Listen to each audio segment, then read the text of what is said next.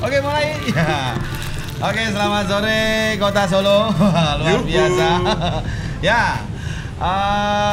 Buat yang tidak bisa hadir di sini di Kulon Nuwun Kopi bisa melihat di live IG-nya apa gimana? Apa mau jenenge Tinari ya. Tinari.kreatif atau juga bisa melihat di IG saya ya. Oke. Saat ini kita berada di Kulon Nuwun Kopi dan ini kita dalam acara Solo Ngudoroso ngono ya jenenge ya. Jadi Ngudoroso. Ini di sini nanti tidak ada yang namanya mengadili atau penghakiman. Nah, mengadili oleh pengadilan kono ya. Nah, dan tidak ada yang namanya salah-salahan. Nek salah-salahan mending yang-yangan gitu. Mergane nek wong yang-yangan iki mesti salah-salahan ya. Oke. Sudah hadir ini di depan saya ini orang-orang yang sangat luar biasa. Izinkan saya dan Pak Kinten menjadi moderator di sini. Ini Mas Ginda nyuwun sewu nggih sebagai anggota dewan, Mbak Kurnia, Mas Makan. Saya mohon izin menjadi moderator di sini karena ini sudah melewati seleksi ya. Aku jadi moderator ini melewati seleksi ya.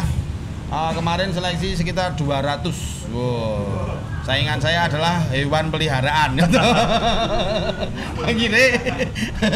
Akhirnya sing aku. Oke. Saya mau perkenalkan dulu siapa-siapa saja yang ada di depan saya. Wow. Bersama saya di belakang saya ini ada yang cantik mungil, ini ada Mbak NR Kurniasari ya. Selamat sore, Mbak. Sore. Nah, kita bacakan sedikit profilnya. Mbak NR Kurniasari lahir tanggal 22 Januari 1985. Jadi tahun ngarep ulang tahun. Bulan depan ulang tahun. Jadi nanti ada di sini engko ditraktir kabeh. Terus beliau ini berarti usianya sekarang 33 tahun. Karirnya beliau ini sempat menjadi anggota Dewan juga, DPRD provinsi ya, Mbak? Kota Solo bareng Mas Oh, Kota Ginda. Solo ya. Wah, ini tulisannya rapopo. 2000 periode 2014 sampai 2019 ya. Dan juga pengusaha batik dan pengrajin batik. Nah. Iya.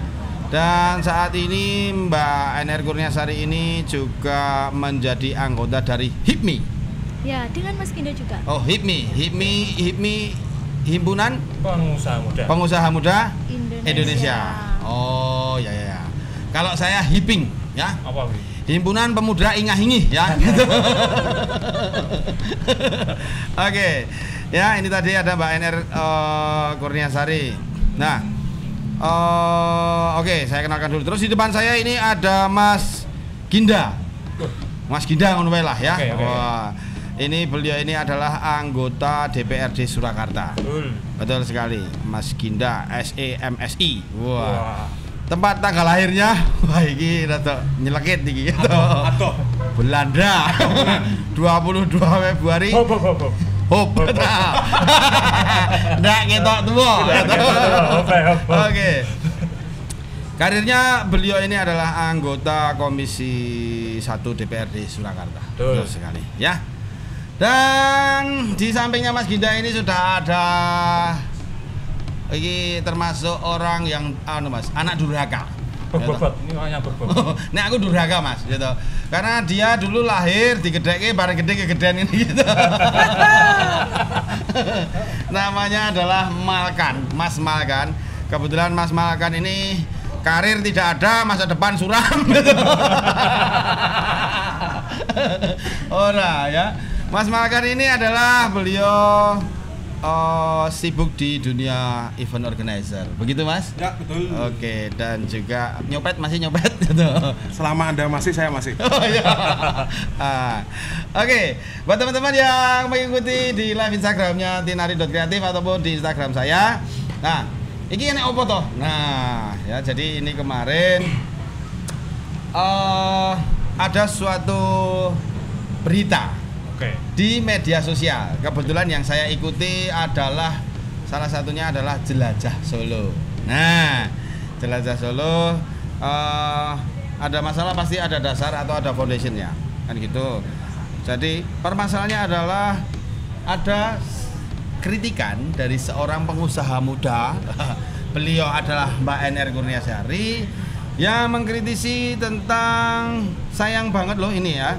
Seharusnya tidak mengadakan pameran baju bekas, lebih baik memfasilitasi pameran lain. Jadi maksudnya Mbak NR Kurniasari kemarin adalah mengkritisi bahwasanya dalam rangka promo aset yang terbaru dari Terminal Tirtonadi, itu Terminal Tirtonadi memfasilitasi untuk pameran baju second, alias kalau zaman sekarang namanya thrifting ya. Nek zamanku ya awul-awul lah. Oke, nanti kita akan bahas ya. Kita akan bahas di sini. Yang penting gayang-gayangan orang nek musuh-musuhan ya toh. Jadi nanti kita cari solusi yang baik untuk Kota Solo menjadi yang lebih baik. Begitu ya Mas ya? Begitu ya Mbak? Setuju ya? Setuju. Oke, sebelum kita lanjutkan, ada iklan dulu yang mau lewat. Lewat sih Mas. Oke. Selamat ya. Apa lagi? Oh, senengnya santai. Iki kudune kurang siji meneh. Dihadirkan satu dari salah satu pihak pengelola Terminal Tirtonadi ya toh. Apa mau kowe mau Mas? Tole dicaluk ngono ora apa-apa. Copet. Cilacap Purwokerto. Dia lagi copet. Oke. Ya. Akan kita bahas satu-satu.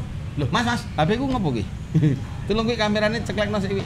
Lah, gon video ki lho, gon video. Tik. Nah. Ya. Akan kita bahas satu persatu. Pertama dari kalau ada asap pasti ada api. Nah, enek asap berarti ada api. Ada kritikan berarti ada satu permasalahan. Nah, kita akan bahas dari yang mulai dari awal dulu. Kenapa acara ini diselenggarakan? Nah, kita akan bertanya dulu kepada salah satu narasumber kita yang di sini juga sudah siap sedia dari jam 11 siang dek mau Mas. Gitu. Nyicil parkir barang deh. Betul. Oke. Silahkan Mas Malkan bisa menerangkan atas dasar apa atau foundation apa Anda mengadakan acara thrifting exhibition. Wah, oke ketok keren ngono lho bro. Gitu, silahkan Mas Malkan. Oke, terima kasih Mas Kapiten atas waktunya. Ya. Jadi akan saya ceritakan sedikit dari yang terpanjang. Awalnya kenapa saya harus di terminal? Karena terminal ternyata sudah tahu brand saya Ngelapak D kalau bikin acara thrift, karena ini yang keempatnya, tahun depan yang kelima. Terminal merasa bahwa event Ngelapak D cukup untuk anak muda antusias. Di sisi lain, terminal cari crowd untuk mengenalkan gimana caranya anak muda bisa datang ke sini. Akhirnya mereka meminta kerjasama kita untuk bagaimana eventnya di terminal. Oh, oke Pak, siap. Oke. Tapi event kita gini. Siap Mas, yang penting aman, protokol kesehatan siap. Akhirnya bulan kemarin sebelum Rockin Solo, kami ada di situ. Sebelumnya kami bukan yang di spot hall Bu, cuman berita tersebut menanyakan tentang thrift. Jadi kita sebagai penyelenggara thrift, akhirnya ya udah kita yang mengomentari ketika ada kritikan. Cuman yang bikin di spot hall itu kemarin yang bikin namanya Safe Festival. Kalau punya saya Ngelapak D itu malah yang di Convention Hall. Oh, di depan. Convention di depan ya. Oke. Di depannya Bu. Selama 5 hari. Nah, ternyata antusias itu memang di luar dugaan. Sisi Mas, tak potong sedikit ya. Yoi. Karena di situ ada nyon sewu ya Mbak ya. Kemarin ada satu statement bahwasanya terminal itu memfasilitasi. Betul. Lah, berarti gini, apakah nyon sewu ini dari Mas Malkan sendiri dari Ngelapak D itu maksudnya difasilitasi dari terminal atau memang nyon sewu ya seperti yang konten yang kemarin saya bikin, bahwasanya terminal itu adalah hall terminal itu adalah tempat umum. Di situ masyarakat Kota Solo boleh menggunakan yang pasti dengan tujuan yang positif ya, dan SOP serta syarat dan ketentuannya dipenuhi. Nah, menurut penjenengan tadi, apakah penjenengan difasilitasi apa koyo sing tak omong iki mau Mas? Secara fasilitas kita tidak dikenakan biaya Pak Gida. 0% pun tidak sama sekali. Oh gitu, ya. Dan acara kami pun juga atas dasar izin dari gugus tugas. Jadi benar-benar gugus tugas itu ACC ngeluarin surat dari kami. Akhirnya kita menyelenggarakan dan kita pun izin polisi Pak. Polisi pun juga mengeluarkan surat. Mengeluarkan surat. Jadi benar-benar event kami pun diketahui oleh pihak terkait Jadi nggak yang ilegal akhirnya langsung event begitu aja di terminal nggak. Kayak pasar misbar ngono kuwi ya ora. Kalau nanggepin fasilitas ya emang seperti itu sih. Terminal cukup oke menurut saya di tengah-tengah anak muda yang kurang ada wadahnya, akhirnya kita menemukan di terminal Ternadi dengan tidak sementara ini tidak dipungut biaya spare pun. Oh gitu ya. Nah, oke ya. Ini ngomong-ngomong kayak HP ku mati. Delete ya, delete. Yes.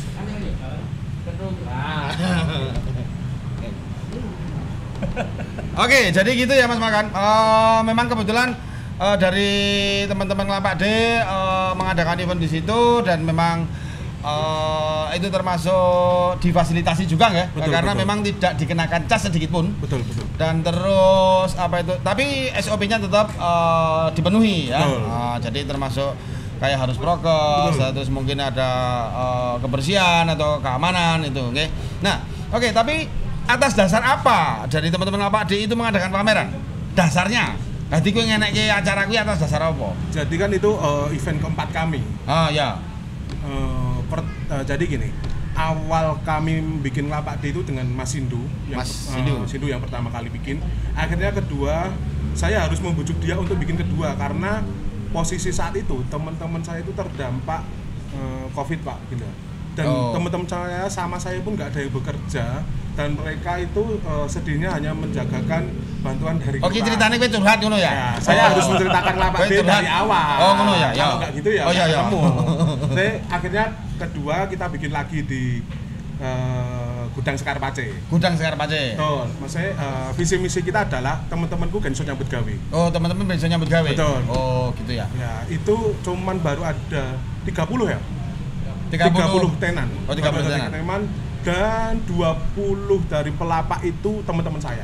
Teman-teman. Ya, yang mereka aku piye iki, aku kudu dodolan offline aku ra jalan, kudu enek toko sing iso dienggo gawe ngene. Akhirnya saya masih yus, ayo tak tampung. Sepenting industrimu jalan, aku sebagai orang pegiat event, aku cuman menyeimbangkan biar aku tetap konsisten dalam Covid pun aku pun iso. Pada akhirnya harus protokol, pakai masker, ketat kemudian cuman perputaran perekonomian walaupun itu kecil tapi itu berjalan. Oke. Luar biasa tujuanmu ya, sangat mulia sekali. Berarti dasarnya itu tadi yang bisa kita tangkap. Ya, awal mulanya bahwa teman-teman Lapak D ini membuat acara dalam rangka membantu teman-teman yang memang secara finansial juga terdampak oleh COVID-19. Nah, jadi itu tadi satu yang sudah kita dapat foundation atau dasar dari Mas Malkan, perwakilan dari Lapak D tentang dasarnya mengapa mengadakan acara itu. Oke. Sekarang kita akan meminta pendapat dari perwakilan terminal ya, yang diwakili tim mau. Calonnya mau dilewati. Ya. Pak Joko lagi ngurusi mudik soalnya kenceng lagi. Oke, ya. Jujur ya Mas, Mbak, Mas Ginda, saya kemarin sempat ketemu sama beliau, sama Pak Joko. Kebetulan saya ada acara di situ. Ya aku mau diundang kon MC Mas. Nah, tapi akhirnya saya sempat ketemu sama beliau. Saya tanya prosedural menggunakan hall ataupun spot center hall di situ. Ya, intinya adalah silakan. Ini adalah milik masyarakat Kota Surakarta. Ini adalah tempat umum yang boleh digunakan dan pastinya ada syarat dan ketentuan yang memang harus dipenuhi dan juga SOP juga yang harus dipenuhi. Oh, gitu nggih Pak nggih. Berarti mau teman-teman Lapak D mau ada pameran baju thrifting, ada pameran otomotif, ada pameran mungkin pentol gitu, enggak apa-apa ya. Nah, yang penting SOP dipenuhi. Oke.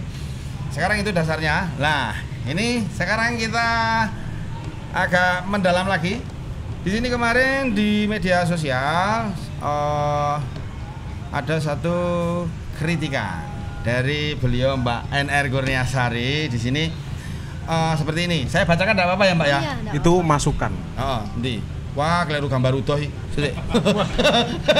Ruwet tenan. Ora iki ya. Jadi kritikannya adalah ini. Iki Mas Ginda kena awet nom lho ya. Jadi sangat disayangkan bahwasanya pihak Terminal Tirtonadi dalam rangka melakukan promosi aset baru Terminal Tirtonadi memfasilitasi pameran baju awul-awul gitu nggih. Impor nggih, baju awul-awul. Dan ini ada kutipan statementnya Mbak Kurnia. Sayang banget loh, seharusnya tidak mengadakan pameran baju bekas, lebih baik memfasilitasi pameran lain biar membudayakan pakai baju baru atau pameran brand lokal untuk mengangkat industri dalam negeri dari hulu ke hilir. Ya, hulu hilir Mas, ora hulu silir loh ya Mas. Oke. Sebelum Mbak NR Kurnia memberikan pendapatnya atau saya mau minta tak mencet sih. Ya mencet sih. Anu HP ku Mas, dulu Mas. Nah. Iki mbok nggo operator lho. Ora iki jono ngene. Set.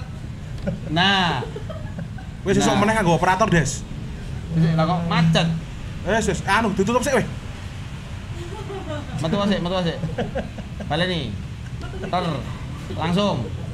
Lah. Wah, piye to? Mas, enak sih.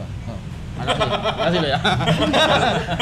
Saya menghargai ya. Ini butuh sempat tuh ngono ki Mas. Iya. Jadi sebelum Mbak Kurnia mengutarakan pendapatnya, perlu saya garis bawahi sedikit ya Mbak. Perlu saya garis bawahi bahwasanya nyon sewu saya kemarin juga sempat membuat konten. Nah, perlu kita garis bawahi sebelum penjenengan mengutarakan pendapatnya. Bahwasanya pelaku atau penjual ataupun pengusaha baju thrifting itu kalau menurut saya dan beberapa orang yang sudah saya mintai pendapat sama dengan juga pelaku UMKM. Nah, ya, setuju ya? Oke. Pelaku UMKM di mana pada saat dimulainya ada acara pandemi kemarin bahkan sampai hari ini itu masih terdampak dan kuwi kaya nek urip iki terseok-seok begitu. Nah, jadi UMKM baik itu nyon sewu baik penjual baju thrifting maupun penjual brand lokal ataupun produksi brand lokal itu adalah para pelaku UMKM yang harus disupport. Oke, saya garis bawahi itu. Silahkan Mbak NR Kurnia bisa mengutarakan pendapatnya tentang statement penjenengan yang disampaikan di salah satu media sosial menurut dari salah satu sumber kemarin yang saya lihat adalah @koran_solo_pos. Bener ya? Oke. Monggo Mbak, waktu dan tempat kami persilakan. Kula nyuwun pamit. Ora. Terima kasih Mas Kapitan, Ya. Mas Ginda, dulu rekan saya juga, Mas Malkan Yasin. Terima kasih dan perlu juga diketahui saya hadir di sini karena saya menghargai teman-teman semua. Oke. Ya. Oh, harus dihargai. Terima kasih, Bu. Piro? Kowe piro? Nawani aku. Saya bisa jawab Mas. Ya, monggo Mbak. Nggih. Santai aja Jadi tapi ya. untuk yang saya sampaikan di berita kemarin di Solo Pos yang sebenarnya saya mengkritik tempatnya Terminal Tirtonadi, tetapi tadi sudah dijelaskan it's okay ya, ini UMKM. Saya setuju kalau pelaku usaha thrifting adalah UMKM, saya setuju sekali. Tetapi yang saya kritik adalah ketika saya membaca berita bahwa event Ngelapak D di Terminal Tirtonadi adalah event baju bekas impor. Yang saya kritisi di situ dan dicatat, ditulis di koran Solo Pos bahwa impor baju bekas kebanyakan dari Korea Selatan dan Thailand. Itu yang saya baca seperti itu. Oke. Jadi itu yang saya kritiki awalnya karena impor tadi, dan perlu diketahui sebagai dasar bahwa baju impor yang saya sampaikan juga adalah sampah di negara asalnya. Saya bicara tanda kutip impor ya, bukan baju bekas yang ada di Indonesia ya. Baju impor adalah sampah di negaranya yang kesulitan didaur ulang, kemudian diimpor masuk ke Indonesia, dan itu jadi persoalan bangsa Indonesia sudah lama sekali. Kita dibanjiri baju-baju impor dari luar negeri karena mungkin di sana juga sampah-sampah ini kesulitan untuk membuang, akhirnya juga sampai ke Indonesia dan banyak diperjualbelikan. Itu yang saya kritisi. Jadi dasarnya adalah baju impor. terkait baju bekas, barang bekas, saya mensupport. Apalagi pelaku usaha yang ada di sepanjang jalan Ahmad Yani sekitar Terminal Tirtonadi itu juga banyak penjual baju bekas. Oh ya, saya salah satunya itu, Mbak. Ora tertib Satpol PP. Itu banyak, dan itu pun tahun 2017 atau kalau tidak salah ya, atau 2018 diresmikan Pasar Mudi Rejeki Gilingan. Ya. Pasar Mudi Rejeki Gilingan. Itu untuk memfasilitasi teman-teman atau pedagang PKL baju bekas di sepanjang jalan Ahmad Yani dan sekitar Terminal Tirtonadi. Salah satu upaya kami juga dulu waktu saya masih duduk di Komisi 3 DPRD Kota Surakarta, kita ikut datang untuk peresmian pasar itu. Jadi support kita sebenarnya. Gitu. Ya. Jadi problemnya adalah impor ya. Impor ya. Oke, Mbak. Begini. Problemnya adalah impor. Aku jadi orang mudeng. Saya itu sebenarnya juga tidak tahu untuk baju thrifting itu, tapi karena kemarin ada masalah ini dan saya nyuwun sewu saya elek-elek ngene ya aku ikut mensupport UMKM. Nah, jadi akhirnya saya ngulik, Mas. Nah, baju thrifting itu apa? Dan itu memang sangat kompleks sekali. Jadi begini, Mbak, nyuwun sewu nggih. Di Google juga ada. Mbah, Google tenanan apa ora kurang ngerti. Nah, tapi setahu saya memang orang zaman sekarang ketika butuh informasi dia selalu mengandalkan teknologi. Kebetulan yang ada di gadget adalah Google. Nah, di Google saya searching thrifting itu apa. Ternyata memang begini. Apa itu? Monggo nanti panjenengan silakan nggih. Jadi untuk baju thrifting second branded. Nah, second branded itu bahkan di luar negeri pun ada tokonya. Nah, bahkan di luar negeri, di negara yang mengekspor. Kalau dari sana kan mengekspor ke Indonesia ya. Yang mengekspor baju itu ke Indonesia, di sana pun ada tokonya. Nah, ada tokonya, yo enek sing tuku, yo enek sing ngamen. Lah kan ngono. Nah, itu ada tokonya juga. Terus yang kedua, saya membaca juga ternyata baju itu tidak semuanya adalah baju bekas. Ya, jadi memang di situ saya baca itu ada baju yang satu mungkin gagal produk alias reject. Ya, reject itu mah, reject. Kaset. Jadi reject. Nah, reject. Terus yang kedua adalah barang stok lama yang mungkin di display. Nah, nek kono kan di display mungkin diturunkan ganti lagi. Nah, itu adalah produk-produk yang di display terus akhirnya ditumpuk ya akhirnya ya karena memang di sana tren di luar negeri pasti sangat beda dengan tren di Indonesia karena memang negara kita ketinggalan itu kalau ada beberapa ahli mengatakan kita ketinggalan 20 tahun dengan luar negeri. Nah, monggo Mbak Kurnia bisa silahkan memberikan pendapat tentang mungkin sedikit pengetahuan yang saya baca tadi di Google tadi, ya. Nah, silahkan penjelasan bisa menanggapi masalah itu tentang apa yang sudah saya sampaikan tadi. Terus nanti kita baru lari ke Mas Ginda. Monggo Mbak. Soal baju itu baru atau bekas, kalau yang baru diimpor ke Indonesia itu legal, nggak ada aturan yang melarang itu. Yang dilarang adalah ketika itu barang baju bekas yang diimpor ke Indonesia dan itu ada dasarnya peraturan Menteri Undang-Undang Perdagangan tahun 2014 pasal 7 dan spesifikasinya di pasal 47 ayat 1 itu bahwa baju atau barang yang diimpor harus dalam kondisi baru. Ayat 2 ditulis di situ bahwa dalam hal tertentu, saya harus baca karena ini pasal Iya Mbak, enggak apa-apa. Jangan dihafalkan. Enggak mumet. Mas Ginda ini. Dalam hal tertentu, Menteri dapat menetapkan barang yang diimpor dalam keadaan tidak baru. Tapi dalam hal tertentu ya, yang kita langsung loncat aja ke ayat 4, ini perlu diketahui, ketentuan lebih lanjut mengenai penetapan barang diimpor dalam keadaan tidak baru sebagaimana dimaksud pada ayat 2 diatur dalam peraturan menteri. Nah, peraturan menteri inilah setelah terbit Undang-Undang 2014, jadi ada peraturan menteri 2015. itu dilarang pakaian impor. Kenapa dilarang? Untuk melindungi kesehatan, keselamatan manusia, hewan, ikan, tumbuhan, dan lingkungan hidup karena menjadi sampah di Indonesia. Ini impor baju bekas yang saya maksud ya. Terkait thrifting tadi, ada yang stok lama, ada yang barang ekspor reject atau tidak masuk kualifikasi. Saya setuju, enggak apa-apa itu dijual, apalagi itu kalau brandnya Indonesia gitu ya. Saya lama di Jakarta buka batik di sana dekat Tanah Abang. Di sana tuh ada Tanah Abang Blok E Auri. Blok E Auri ya. Yang orang-orang tahu kan Blok A sama Blok B yang terbesar.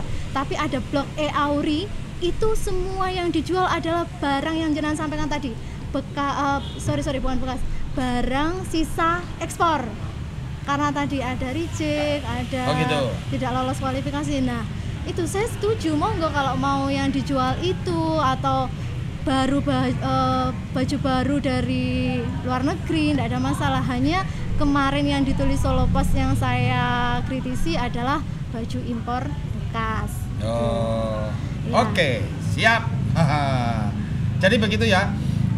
Berarti menurut Mbak Kurnia, kita garis bawahi, beliau ini menyampaikan kritikan bahwasanya monggo silakan, tapi ojo baju sing bekas sampah ngono mau ya Mbak ya. Nah, gitu ya.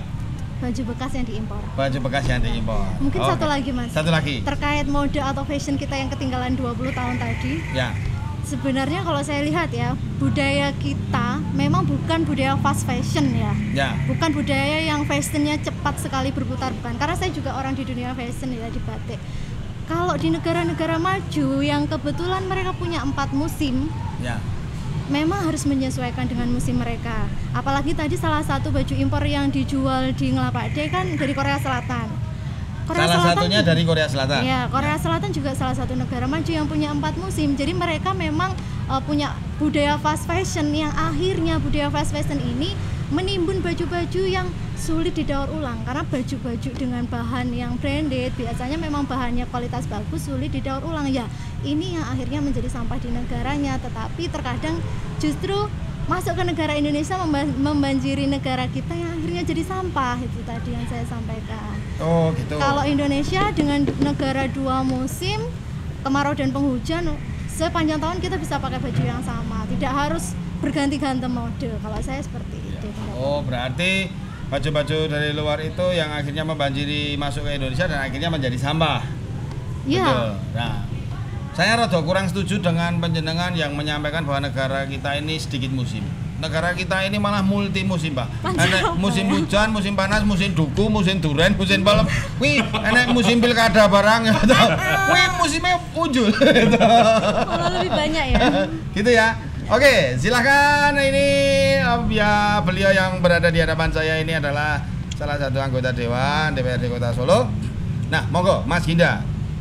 Saya butuh pendapat penjenengan tentang apa yang tadi sudah disampaikan oleh Mbak NR Kurniasari sebagai pengusaha, mengamati dari kacamata beliau, dan apa yang sudah disampaikan Mas Malkan sebagai penggiat event organizer yang disampaikan dari kacamatanya Mas Malkan, dan juga mungkin dari saya tadi ada sedikit yang saya sampaikan juga. Monggo silahkan Mas Ginda juga memberikan satu pendapat atau memberikan satu sambutan ngono lah ya. Oke, abot ya. Jadi itu Nyon Sewu, ini jenengan saya tadi di BCI Mas Ginda biar ngomong banyak. Saya kasih waktu atau durasi 2 hari, oke? Tinggal mulai. Monggo Mas Ginda, silakan. Oke, terima kasih. Jadi yang pertama ya, saya mau ucapin terima kasih dulu ya. Jadi berita yang ada di media, kritikan Mbak Kurnia jadi viral. Ya, jadi viral. Akhirnya kita ketemuan di sini, kita bisa bahas lebih dalam. Betul. Nah, pendapat saya ya, saya paham betul kok juga tentang baju-baju bekas itu. Bahkan saya termasuk orang yang suka memberikan baju bekas saya. Oh gitu. Ya, jadi Kulo dereng entuk. Nanti mampir. Oke. Saya sering membeli baju, entah membeli dari UMKM, entah membeli dari teman, entah ada event apa saya beli, lama-lama baru dipakai 2 kali juga saya kasihkan. Bahkan ada komunitas di Kota Solo yang juga punya mereka memikirkan jangan beli baju terus lah ya loh. Kalau baju lama masih bisa dipakai. Nah kalau memang nggak mau dipakai, mending diberikan saja. Ya Betul. Nah terkait hal ini kan Mbak Kurnia banyak melihat dari sisi regulasi. Undang-undangnya yang mengatakan baju bekas tidak boleh diimpor misalnya. Ya loh. Tapi faktanya menurut saya ya di masa kini kan kita harus menyesuaikan. Ya toh. Saya selalu mengatakan peraturan itu selalu kalah cepat dengan zamannya ya, atau pergerakan ya. Ya toh. Sekarang kita nggak usah baca Al-Quran, kita tinggal buka internet, ya toh, tinggal buka gadget, semua serba cepat ya toh. Kalau kita nggak akan menyesuaikan, kita akan ketinggalan. Nah saya rasa ini adalah mau istilah thrifting, pre-love, jual baju bekas, awul-awul ya toh loh. Buat saya itu kan teknis aja udah ya toh loh. Ya toh. Yang kita lihat ya kalau memang ada undang-undang yang dianggap tidak sesuai, ya mestinya undang-undang itu akan menyesuaikan. Ya toh. Faktanya pasarnya ada, segmennya ada, masyarakat juga kita lihat mau datang gitu loh. Saya lihat terminal juga membuka pintu karena melihat peluang itu. Ini ada peluang, ini anak-anak mau kumpul ya, apalagi kemarin di masa pandemi semua nggak bisa kemana-mana ya loh. Nah sekarang ada peluang, ayo kita gerakan ya loh. Saya sepakat lebih, ayolah kita cari bagaimana kita bisa berjalan bersama anak-anak. Ya setelah saya membaca beberapa komen kan ada yang mengatakan, ya tuh Mbak Kurnia ini kok malah menghambat kesannya ya loh. Ini yang harus kita luruskan di pertemuan ini ya. Jangan sampai nanti ada pro dan kontra, yang ada kita cari solusi. Dan saya rasa masalah itu baju bekas dari impor ya loh. Ya itu jangan lihat itu, kalau mau lihat bekas apa aja yang bekas ada dijual kok di sini kok ya loh. Ya toh, nggak ada habisnya kalau kita akan melihat aturan. Kita lihat pasarnya ada, segmennya ada ya toh. Anak-anak muda merasa terakomodasi di event itu. Satu Mas, cuannya juga ada. Cuannya, yang penting kan itu. Apapun ujung-ujungnya kan kita butuh pemasukan. Betul. Kita butuh menggerakkan ekonomi. Saya lihat, saya 2 kali datang ke sana, loh, anak saya juga ngelihat, loh, viral di media, ya loh, anak saya nanya, Pak lihat tuh, di mana tuh tempatnya? Saya bilang itu terminal, ayo kita lihat terminal. Dan setelah saya lihat, saya tahu, oh ternyata terminal sudah jadi, oh ternyata ada 2 hall di sana, 1 hall pameran, 1 hall olahraga. Sekarang bagaimana kita bisa maksimalkan? Nah ini yang kita coba lah, ya. Jadi ayolah kita cari solusi masalah. Ya saya kurang cocok ya misalnya Mbak Kurnia terus nggak usah ngomong undang-undang lah ya loh. Ini peluang kok ya loh. Kita dorong pemerintah itu untuk jangan kesan ini ilegal nanti lama-lama ya. Ayo kita cari solusi ya loh. Ayo kita cari solusi. Toh barang bekas itu kalau memang layak dipakai kok ya loh.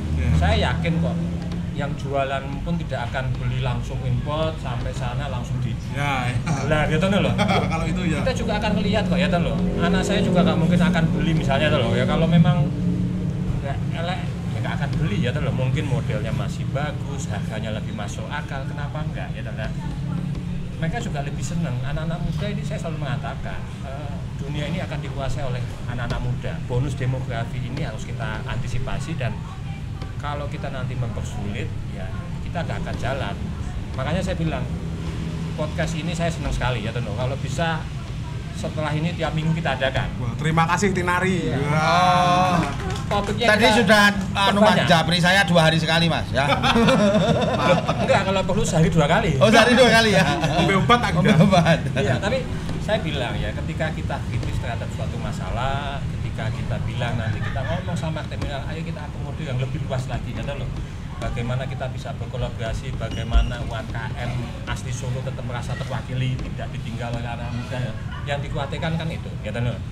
Pengusaha lokal Solo mungkin merasa, wah aku nganggo baju import semua, ya loh. Jangan sampai itu juga terjadi, ya loh. Tapi kan bisa kita lihat ya, di mana sih keunggulannya, di mana sih kelemahannya, kita cari solusi. Saya rasa ayolah, nggak ada masalah loh. Masalah kecil ini. Masalah kecil ya. Masalah kecil, kita jalan semua lah. Betul saya. Oh gitu. Oh oke. Ya oke. Jadi menurut Mas Ginda, ini adalah salah satu bentuk ekspresi anak-anak muda ya. Anak-anak muda di mana memang kita mengikuti perkembangan zaman, perkembangan teknologi. Nah, dan mungkin untuk teman-teman selaku pelaku UMKM maupun pengusaha brand-brand lokal ya. Ayo monggo kita beradaptasi bersama gitu nggih. Iya. Maju bareng lah ngono toh. Nah, maju bareng gitu. Saling mengisi lah. Saling mengisi. Oke. Sekarang gini Mas Ginda, nyun sewu. Kalau tadi kan ada disampaikan dari Mbak Kurnia tadi masalah ini nggih. Tapi saya juga sebenarnya tidak membatasi atau biar anak-anak muda ini kreativitasnya merasa terbatasi atau jadi terkekang, enggak sebenarnya. Terima kasih Bu. Saya mensupport apalagi UMKM. Latar belakang saya mengkritik ke Terminal Tirtonadi itu karena tempat. Satu, untuk UMKM saya bilang kenapa tidak memfasilitasi UMKM lain yang saya sampaikan dari hulu ke hilir. Kenapa saya menyampaikan pakai baju baru, bukan dalam arti selalu pakai baju baru, itu bukan.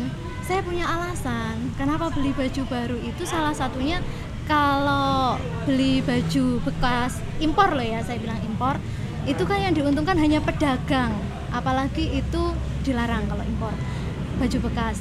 Tapi kalau UMKM baju baru atau kerajinan tangan Solo atau UMKM brand lokal Solo, ini dari sektor hulu sampai hilir. Yang saya sampaikan, hulu itu dari pembuatan kainnya, dari pengrajinnya sampai ke pedagangnya. Jadi tidak hanya pedagang. Itu yang saya sampaikan. Jadi kalau industri garment atau tekstil pun ini juga menyerap ribuan tenaga kerja. Jadi kenapa saya bilang seperti itu, ada alasannya. Tetapi saya bukan tidak setuju dengan baju bekas atau barang bekas. Sudah saya sampaikan ke Solo Pos di satu berita yang sama. Saya setuju, bahkan saya ikut dalam acara peresmian Pasar Ngudi Rejeki Gilingan yang menjual, yang memfasilitasi baju-baju bekas. Yang saya kritisi hanya impor. Karena apa? Kalau impor ini efeknya luas, karena efeknya sampai ke lingkungan kita, ke kebersihan dan lain sebagainya. Yang saya kritisi hanya itu. Saya bukan tidak setuju dengan kreativitas anak-anak muda. Kalau dibilang anak-anak muda, mungkin di sini saya yang paling muda ya. Mungkin dengan Mas Ginda pun usia saya di bawah 40 lah, usia saya masih 30 plus lah. Masih aku di kategori 20 plus maksudnya. Oh iya, berarti saya 17 tahun ya. Saya sangat-sangat mendukung, apalagi kreativitas anak-anak muda Solo yang banyak distro sekarang mendukung. Hanya saja ditulis di Solo Pos itu bahwa pameran impor baju bekas. Dan itu sudah ditanggapi oleh Terminal Tirtonadi, sudah saya sampaikan ke Pak Joko selaku Kepala Terminal Tirtonadi, saya sampaikan ke Pak Eko juga, beliau sebagai KABP TD 10 Jateng DIY yang membawahi semua terminal tipe A di Jawa Tengah dan DIY, dan diakomodir dengan baik. Jadi monggo kalau teman-teman nanti drifting ini mau mengadakan pameran lagi di sana, monggo selama tidak baju bekas impor. Itu aja. Saya welcome dan saya setuju. Ya, silakan Mas Makan. Kayang Ki. Orang kayak sih, maksudnya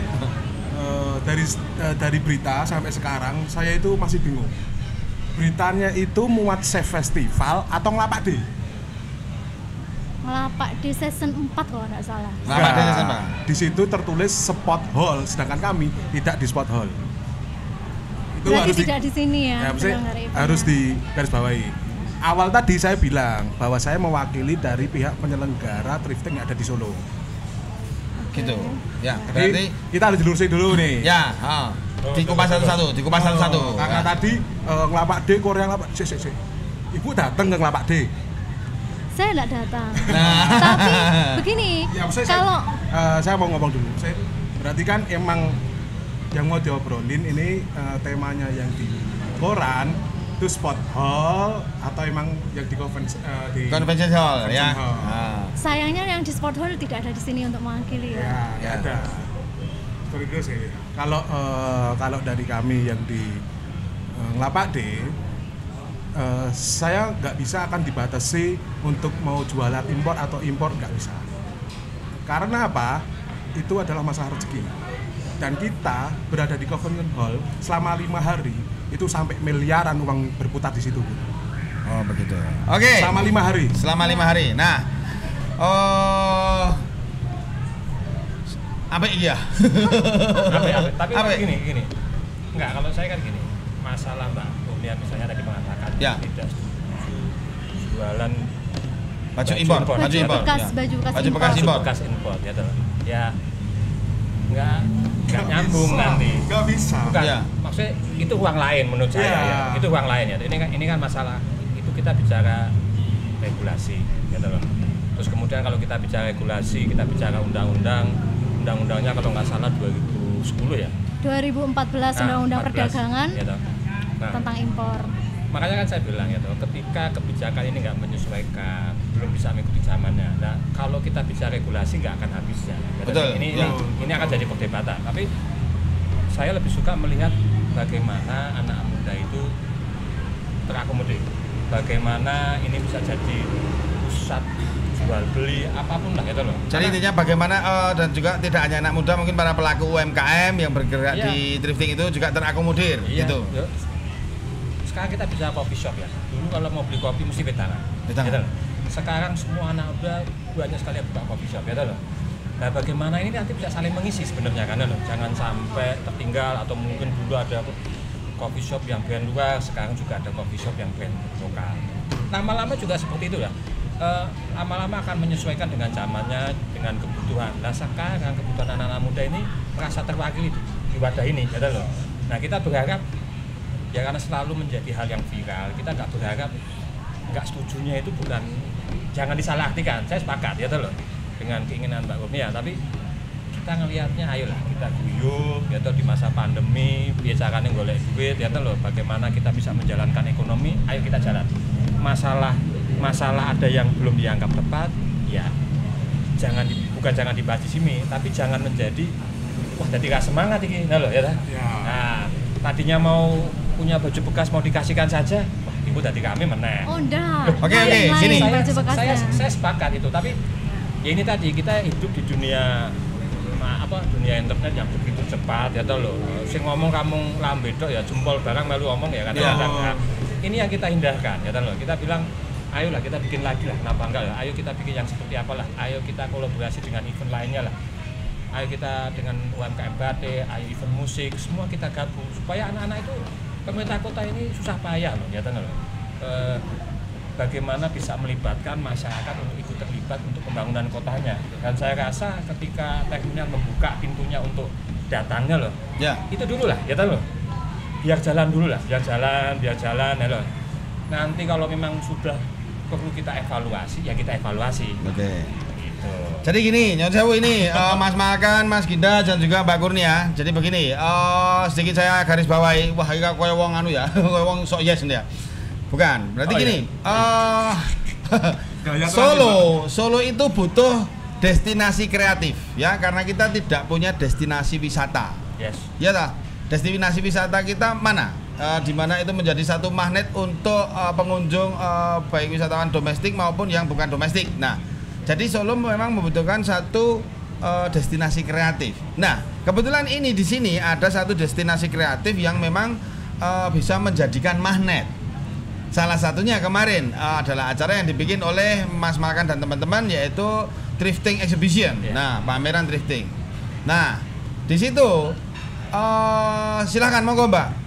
Ketika itu bisa menjadi salah satu solusi untuk, kebetulan kemarin saya beberapa waktu yang lalu Mas Gibran sebagai wali kota juga mempunyai hashtag wellness tourism.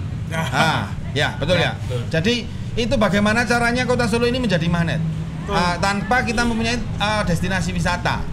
Lha saiki ngendi Solo sing terkenal? Juruk. Juruk saiki nek wong luar kota kon nonton Juruk aras-arasan. Ngendi? RRI bubar. Wong Juruk ngene. Wong Juruk ngene, Pak. Ya. RRI wis bubar ya. Mau nambah sedikit. Jadi ketika ngelapek itu, Bu. Kemarin itu dari luar kota itu hampir 30%.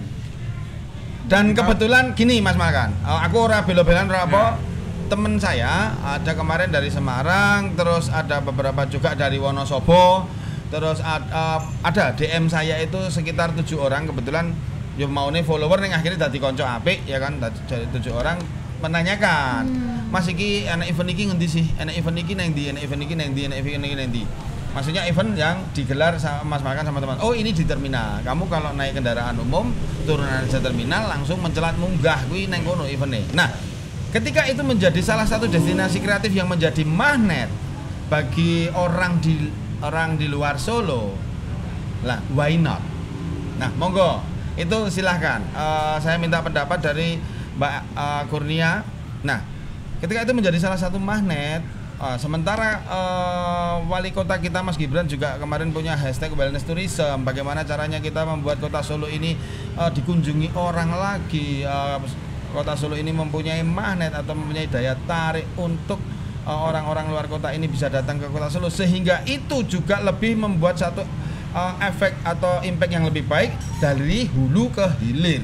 Nah, saya menggarisbawahi jenengan dari hulu ke hilir ketika banyak wisatawan datang ke Solo, yang diuntungkan tidak hanya para pedagang baju atau UMKM dan lain-lain, tapi semuanya, baik dari segi transportasi, dari segi parkir, mungkin aku naik ngamen yo dadi luwih entuk okeh. Nah kan gitu. Monggo silakan ditanggapi Mbak. Kalau memang ini menjadi salah satu destinasi kreatif, why not? Nah, monggo. Saya setuju, saya support teman-teman. Ngapunten, saya tadi kan enggak tahu jenengan bukan dari Ngelapak D, karena kan kaosnya Ngelapak D loh. Dari Ngelapak D, Bu. Nih, Mas Ngelapak kan ini dari Ngelapak D nggih. Oh iya, tapi bukan yang season yang tadi di hall ya. Loh. Ini Mas Makan ini dari Ngelapak D. Gini. Yang kebetulan bukan ngritisi yang di Spot Hall. Iya. Yang di Spot Hall itu nama eventnya Chef Festival. Chef Festival. Oh. Nah, Ibu kalau ngritisi besok lagi harus datang ke tempatnya dulu, Bu. Nggih. Kemarin saya mau datang, acaranya sudah selesai. Tetap aja kan nggak datang dong. Ya. Ya. Tapi gini. Ning ape lho wis niat teko ning acarane wis rampung lho. Kan Mas gen ora salah ngene iki lho, Mas. Karena rame, saya mau hadir, tapi maaf, itu tidak rame. Yang rame saya sombong sekalian weh. Yang rame event Ngelapak D. Ngelapak D ya. Karena ya, itu bebarengan dengan loadingnya Rockin Solo. Oke lah.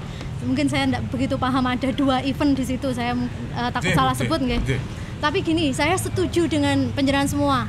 Kalau butuh spot hall untuk kreativitas, apalagi sudah ada terminal Tirtonadi yang sudah menjadi pilot project seluruh Indonesia, terminal terbaik. Betul. Menjadi percontohan, mau diramaikan, monggo, saya setuju. Dan yang diakomodasi, difasilitasi UMKM, tidak hanya thrifting, tetapi produk kerajinan Solo atau distro-distro Solo, brand-brand lokal Solo yang punya anak-anak muda, atau event kopi, karena Solo kan banyak juga kopi-kopi ya. Atau event wedangan, saya setuju. Itu juga bagian dari kreatif. Dan Solo sebenarnya sangat-sangat menarik, dari dulu sangat menarik. Batik pun juga Solo, Lawean. Kalau orang ke Solo cari batik, ke Lawean, ke Klewer, apalagi kalau ditambah dengan kreativitas anak-anak muda dengan mengadakan event-event tadi yang saya sebutkan. Setuju, itu membantu dari hulu sampai hilir, tidak hanya produsen, tidak hanya pembuat, tetapi juga pedagang. Saya tidak ada masalah soal itu, Mas Kapitan. Dan saya support, apalagi saya dulu memang selama 5 tahun di DPRD Kota Surakarta, 2014 sampai 2019, saya di Komisi 3 waktu itu, sekarang namanya Komisi 2 ya Mas Ginda. Itu membidanginya perekonomian, perdagangan, dan pendapatan daerah. Kalau ada event-event yang tadi sampai orang-orang luar kota masuk ke Solo, itu berpengaruh sekali dengan pendapatan daerah kita. Saya sangat setuju dan harus disupport. Berarti itu melebihi dari hulu ke hilir nggih, kalau banyak orang yang mengunjungi kota Solo nggih. Ya hulu sampai hilir sampai Kalenan lah. Iya, karena dari berbagai lini pun akhirnya bisa ini ya, kita ngomongkan apa adanya aja. Iso entuk cuan sing kuwi. Jadi kenapa luar kota ke Solo, karena untuk saat ini bukan ke depannya, untuk saat ini emang event thrift yang terbesar itu hanya ada di Jakarta dan di Solo. Makanya mereka yang pengen memakai brand atau produk yang masih rare, bahkan harganya pun nggak masuk akal, itu mereka kalau nggak nyarinya di Solo ketika event di Jakarta. Dan di Jakarta itu harganya wis mawut, karena yang datang sudah artis-artis sih yang ke sana. Itu minimal pakaian yang di sana itu udah up 5 juta. Wis ora kuat ya aku. Berarti yang datang di Jakarta itu artis-artis ya? Semua kelas-kelasnya wis ngono lah, Mas. Aku ora teko iki. Aku tuh artis. Ora dudu artis ya toh. Jadi gitu. Monggo silakan, Mbak. Enggak apa-apa, silakan. Nggak ada masalah kalau saya selama itu drifting pre-love, baju bekas, tidak impor, saya tidak masalah. Ini cuman lagi musimnya aja kok, Bu. Iya, dan monggo selama ini musimnya mau di-upkan terus ya tidak ada masalah. Hanya tadi aja saya hanya mengkritisinya hanya impor saja. Karena impor biasanya datang kan bal-balan dari luar negeri. Betul, Dan biasanya tidak lewat jalur-jalur resmi karena memang sudah ada larangan di Bea Cukai tidak ada impor baju bekas. Biasanya bal-balan ini yang bisa layak jual hanya beberapa, lainnya menjadi sampah. Yang saya kritisi hanya itu. Yang lainnya yang menjadi sampah ini yang mencemari lingkungan kita. Itu aja sebenarnya. Jadi monggo kalau drifting yang apalagi mereknya brand lokal, saya malah senang sekali dan support Mas Malkan. Oke. Terima kasih, Bu. Oke, sekarang begini, Nyon Sewu ini kebetulan tadi Mas Malkan juga menyampaikan ternyata ini pameran drifting ini terbesar memang ada di Jakarta. Terus tadi Mbak Kurnia di awal-awal tadi sempat menyampaikan masalah legalitas. Satu. Terus ini yang mau saya tanyakan kepada Mas Ginda, monggo Mas Ginda silakan berpendapat. Ketika kita mengurus permit sebuah atau seorang event organizer ketika akan mengadakan event pasti ada yang namanya permit atau perizinan. Permit atau perizinan di mana di satu surat yang dilontarkan kepada instansi itu adalah di situ pasti titel dan konsep acaranya bahkan proposalnya diberikan secara komplit. Nah, bahkan kalau perlu presentasi. Nah, dan di situ ditulis semuanya kayak kemarin Mas Malkan ada pameran drifting diselenggarakan oleh Melapak D. Nah, kalau mau kita melihat dari segi legalitas. Nah, sekarang begini Mas. Berarti apalagi sing ning Jakarta sing teko nganti artis-artis dan bahkan harganya sampai jutaan rupiah. Terus di Solo yang kemarin mungkin juga lumayan diikuti oleh beberapa tenan dan akhirnya juga rame. Nah, dan di situ Mas Malkan sebagai event organizer-nya juga ketika ingin mengadakan event itu sudah memberikan atau menyampaikan permit permohonan izin kepada instansi-instansi terkait. Nah, berarti Nyon Sewu ini agak berbeda dengan yang disampaikan oleh Mbak Kurnia tadi secara legalitas Nah, monggo Mas Ginda. Maksud saya paham Loh, saiki nek ora legal, kudune ora diizinke. Ya toh? Aku ora melu-melu. Loh ya toh. Loh kesitu Mas. Iki penting aku entuk izin. Iki ora. Loh, lah yo. Berarti kan iki loh. Lah, berarti ini kan sudah dibilang lho nek ora diizin. Lho saiki Mas, aku meh pameran sabu ngono kira-kira lho. Ora mungkin diizinke karena apa? Ini adalah ilegal kan gitu loh. Dan itu dilarang. Lah monggo, saya minta pendapat panjenengan Mas, gitu. Ya, enggak sih. Waktu angel ya, jawabnya ya. Jadi gini, kalau kita bicara legal dan ilegal udah jelas ya. Kalau memang legal ya boleh, kalau ilegal nggak boleh. Pasti dilarang. Ya, tapi dan ini ternyata terselenggara. Kalau bicara izinnya, ya beda lagi. Ya toh ini sama aja. Kita bikin pameran dimanapun ya pasti harus pakai izin. Ya toh. Masalah yang dijual ternyata pameran komputer, ternyata komputernya colongan ya pasti juga nggak diizinkan. Tapi kan nggak mungkin si pemberi izin harus mewajibkan segala macamnya. Karena si pemberi izin kan pasti ngelihat semangatnya, tujuannya, loh. Kemudian pasti ada diskresi ya, gitu.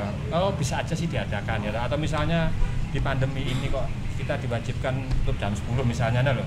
Nggak ada aturannya yang mengikat fix jam 10 harus tutup, loh. Terus kemudian ketika ada yang melanggar langsung ditutup ya belum tentu juga. Nah, bukan hitam dan putih kalau bicaranya seperti ini. Ya. Ini kan sudah masuk ke, kalau di tempat saya ya istilahnya ini udah dunia politik. Makanya saya selalu bilang, semua anak-anak muda saya selalu bilang, keputusan publik itu selalu terjadi di ruang politik. Ya. Apapun keputusan publik itu selalu terjadi di ruang politik. Jadi silakanlah kita bahas ya loh. Ketika aturannya memang dianggap belum rigid ya loh. Jadi nggak bisa loh. Nek wis entuk izin berarti kabeh sah no. Ya belum tentu juga ya loh. Terus kata Pak Uni bilang baju impor memang nggak boleh. Kalau kita baca undang-undangnya fix nggak boleh ya loh. Pertanyaannya kan memang loh kok bisa ada yang sampai ke sini. Nah ini ya. Hal ini jangan kita bahas di sini, nggak akan ketemu, nggak akan ketemu. Ada yang punya sendiri. Ada punya ranahnya sendiri. Iya, sekarang kan kita, makanya saya bilang kritikan Mbak Kurnia ini akhirnya mengumpulkan kita untuk kita berdiskusi. Ya loh. Kita berharap terminal juga, Pak, besok kalau teman-teman bikin event, tolong dorong teman-teman yang lain juga diundang, sehingga tidak terkesan hanya anak-anak ini saja yang diajak misalnya loh, atau Sekarang kemarin Robin Solo main di sini, semua juga tahu, oh bikin event musik di situ bisa toh? Bisa. Iya, silakan loh. Jadi jadikan fasilitas yang dimiliki oleh pemerintah ini sebagai dorongan untuk itu. Izin, ayolah kita urus pelan-pelan, legal, ayolah kita urus pelan-pelan legalnya, tapi lama-lama jangan kreativitas ini berhenti hanya karena izin, hanya karena legal atau tidak. Janganlah jangan melihat terlalu dalam lah kita jadi Jenderal tadi bilang wellness tourism ya, saya bilang ini pentingnya ya. Kita punya peraturan tentang pariwisata Kota Solo, salah satu kita memang nggak punya destinasi wisata alam, kita nggak punya. Tapi destinasi wisata itu yang sudah kita tetapkan antara lain itu Keraton, Mangkunegaran, Pasar Klewer. Ini sudah kita tetapkan sebagai beberapa destinasi pariwisata. Sekarang oleh Pak Wali, Mas Wali itu mau ditambahin pariwisata olahraga. Ya. Kita berharap nanti Stadion Manahan dan kawasannya Stadion Srodari menjadi kawasan olahraga sehingga orang mau datang ke sini entah berolahraga, entah nonton bola, ini jadi pariwisata. Karena ketika nonton bolanya di stadion semua hotel mungkin bisa penuh, Kita bisa bayangkan suatu saat MU main di sini misalnya, Tur kalah. Nah, atau kalah. Atau wellness. Nah, wellness itu kan sebenarnya pariwisata kesehatan, Jadi spa, lulu, kita berharap pusatnya salah satu di Kota Solo. Kita pengen masyarakat datang ke Solo, oh lulu kan yang sing piye ta lho senenganmu Mas. Spa sing piye ta lho. Spa sing piye ngono Mas ya. Orang itu kan apalagi masa setelah pasca pandemi nanti orang pasti akan mencari wisata yang betul-betul sehat. Betul-betul mungkin menghindari kerumunan. Nah, pemerintah kota nanti akan berusaha memberitahu, ngasih fasilitas. Oh seperti ini loh, sebaiknya kalian jualan, sebaiknya kalian tempatnya seperti apa loh. Nah ketika kita ngomong di sini, nanti ketemu lama-lama. Nah ini sih tak senengi sekolah podcast ini ya ini. Ya. Kita bisa ngomong, bisa kumpul, kita bisa saling mengisi gitu. Oke, ya. Sebelum kita lanjutkan, kita terima kasih dulu untuk Tinari.Kreatif yang sudah mengumpulkan kita di sini, luar biasa, nggih. Wah. Terus terima kasih juga untuk Kula Nuwun Kopi yang sudah menyediakan tempatnya. Wah, luar biasa. Ya, pokoknya podcast ini Mas iki nganti jam piro? Ya. 10 menit lagi. Hah? 10 menit lagi. Oke, ya. Jadi dari beberapa obrolan ini yang sudah kita penjenengan ini ada beberapa narasumber yang ada di sini sudah memberikan satu pendapat, ya. Jadi intinya apapun itu selama itu menjadi sesuatu yang bertujuan baik dan menjadi sesuatu hal yang positif, why not? Yeah. Why not? Nah, dan setiap proses di situ pasti juga akan ada pergerakan yang mengikuti yang signifikan meskipun secara perlahan-lahan, tapi akhirnya nanti tujuannya sama. Seperti yang disampaikan oleh Mas Ginda tadi, loh, ayo ini selama ini positif, selama ini oke, selama ini menjadi satu hal yang menarik dan ini selama ini bisa meningkatkan perekonomian masyarakat Kota Solo, apalagi untuk para pelaku UMKM. Lah, ayolah. Nah, gitu nggih. Ayolah. Nah, tapi saya juga melihat satu masukan dari beliau Mbak NR Kurniasari ini pada sore hari ini. Jadi, maksudnya beliau juga sangat luar biasa. Dalam artian begini, iki brand lokal pun juga perlu diangkat juga. Ya. Nah, brand lokal pun juga perlu diangkat. Nah, brand lokal ini perlu diangkat. Kenapa perlu diangkat? Karena di situ ada juga salah satu ini ya, biar ekonominya juga meningkat, teman-teman pelaku UMKM dari hulu ke hilir, baik dari yang memproduksi kainnya, sing gawe benange, sing batik, sing jahit, kan begitu nggih. Nah, terus juga ini tadi dari teman-teman IO, kebetulan di sini Mas Malkan ini kalau saya melihat sebenarnya bukan hanya event tentang drifting aja nggih, berbagai macam juga. Ya, nah, betul. Dan tak tambah sedikit. Ya. Boleh ketahui kalau di Ngelapak D itu kita membebaskan semua UMKM boleh berjualan. Nah, jadi tidak drifting. Kemarin kita di Convention Hall itu kita ada kacamata kayu, itu brand lokal. Kacamata kayu itu brand lokal. Baju gamis itu juga ada. Ya. Batik itu juga ada, Bu. Mohon besok kalau kami bikin, saya datang. itu poinnya. Nah, gitu, sekarang Bu. Begini. Mau jualan juga oke, Bu. Aku seneng, Bu. Jadi begini, saya pun juga harus punya UMKM selain thrift, biar acaraku pun tetap didukung oleh banyak UMKM, Bu. Saya pun nggak pengen membatasi harus UMKM karena thrift, karena ini lagi musimnya thrift, nggak harus semua. Mumpung UMKM mumpung thrift yang datang banyak, maka takdim satu pasarnya. Sopo ngerti sing dodol ning nggonku kabeh payu. Amin. Nah, jadi begini Mbak NR, panggilnya Mbak NR, Mbak Kurnia. Namanya NR Kurnia. Ya, Mbak Kurnia. Nyun sewu nggih. Saya tidak membela atau ini, saya di sini netral. Kebetulan kemarin saya juga sempat membuat konten bahwasanya loh, saya yakin anak-anak thrift ini yang suka belanja thrift ini, loh mereka saya ingin nih, nek jagong nganggo batik ora. Loh, ya tak? Aku nomor 1 yang batik. Dan itu pun pasti batiknya belinya juga Lawang Solo ki termasuk salah satu kota batik nggih. Ada Solo, ada Pekalongan, ya, ada beberapa tempat lain lagi. Lah mesti tukune yang neng Solo kan gitu. Nah, jadi mari kita bersinergi, intinya adalah ayo kita bekerja sama demi Solo menjadi lebih baik. Intinya itu. Nah, sementara ini yang kita lihat adalah dari permasalahan secara ekonomi, karena kemarin kita masyarakat Kota Solo itu sangat-sangat terdampak oleh yang namanya pandemi COVID-19. Nah, jadi nanti monggo Mas Malkan sebagai pelaku event organizer, siap. Ketika penjenengan nanti akan mengadakan event ini lagi yang berbau thrift, kebetulan ini thrifting ini baru sangat luar biasa nggih. Luar biasanya itu bisa menjadi magnet bagi anak-anak muda bahkan sampai di luar Kota Solo. Betul. Monggo, ini digandeng juga. Iya Bu. Saya pun harapannya pun momen teman-teman UMKM itu banyak boleh karena jadi memang satu. di sini kita melihat tujuannya sebenarnya sampai itu baik. Kejadian di DM-nya Pak D, tanya Mas Sindu itu sampai Pak, aku karo Mas Sindu nanti merinding bahwa si bakul kuwi, Mas, mergo eventmu, aku iso nyaur utang. Kuwi ora aku sing gak event, ya Allah nganti kok ngene men. Harapanku kan adalah ya kayak itu salah satunya sih. Nah itu. Oke, Mas Gida, silakan mungkin ada satu statement yang ingin disampaikan pada teman-teman yang ada di Kota Solo, baik itu pelaku UMKM, baik itu teman-teman yang suka thrifting, baik itu teman-teman dari brand lokal. Monggo silakan disampaikan dulu. Saya tunggu event berikutnya. Oh, tunggu event berikutnya. Oke. Mbak Kurnia, monggo ada yang perlu disampaikan, silahkan. Ya, mari bersinergi bersama. Ya. Tidak hanya pelaku usaha, saya juga pelaku usaha, tetapi pemeran pemerintah di sini ada Dinas Perdagangan, Dinkop UMKM, monggo kerjasama. Terminal kemarin saya juga sudah sampaikan dan diakomodir dengan baik. Saya rasa tidak ada masalah. Tidak ada masalah, oke. Mas Malkan silahkan. Apa yang mau disampaikan? Selagi masih kita bisa, kenapa enggak? Selagi kita bisa, kenapa enggak? Oke. Mas Kapiten silakan disampaikan. Kalau saya cuma satu, suasu ya. Kenapa saya pakai tagline suasu? Karena nyun sewu, ketika kita berteman secara erat atau kita berteman secara dekat, visuan itu menjadi salah satu bahasa komunikasi yang sangat luar biasa. Makanya saya mempunyai tagline suasu. Intinya adalah swaling support ya, gitu ya. Oke, terima kasih untuk semua teman-teman yang sudah ada di sini. Terima kasih untuk Kulo Nuwun Kopi yang sudah memfasilitasi tempat.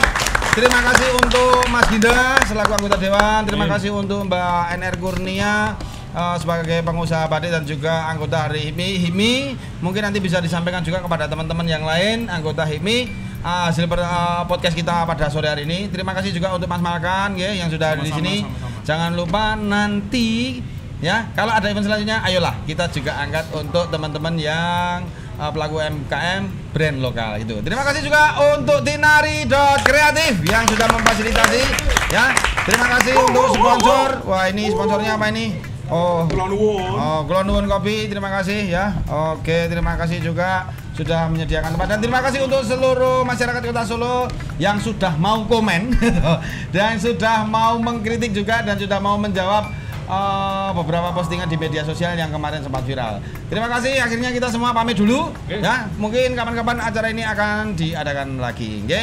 Matur sembah nuwun, saya Kapiten, mohon maaf apabila ada salah-salah kata. Thank you. Wassalamualaikum warahmatullahi wabarakatuh.